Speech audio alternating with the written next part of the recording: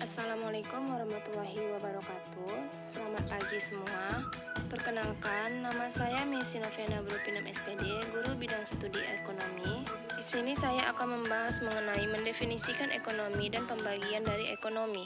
Dalam mendefinisikan ekonomi, Albert Westonir membagi ilmu ekonomi menjadi 3 kelompok, yaitu pertama, ilmu ekonomi deskriptif.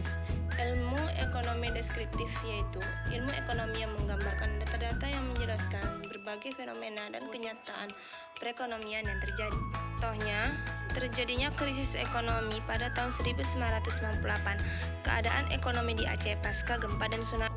Kedua, teori ekonomi. Teori ekonomi yakni ilmu ekonomi yang memberikan penjelasan yang disederhanakan tentang caranya suatu sistem ekonomi bekerja dan ciri-ciri yang penting dari sistem seperti itu. Yang ketiga, ilmu ekonomi terapan. Ilmu ekonomi terapan ialah ilmu ekonomi yang mempergunakan rangka dasar umum dan analisis yang diberikan oleh teori ekonomi untuk menerangkan sebab-sebab dan arti pentingnya kejadian-kejadian yang dilaporkan oleh para ahli ekonomi deskriptif. Contoh, ekonomi di perusahaan, ekonomi moneter, dan ekonomi perbankan.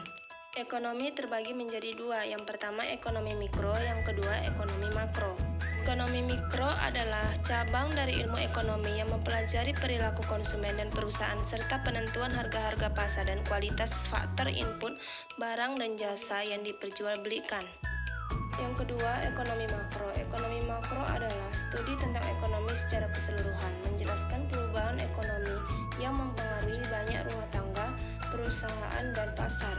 Sekian materi yang saya sampaikan. Terima kasih. Assalamualaikum warahmatullahi wabarakatuh.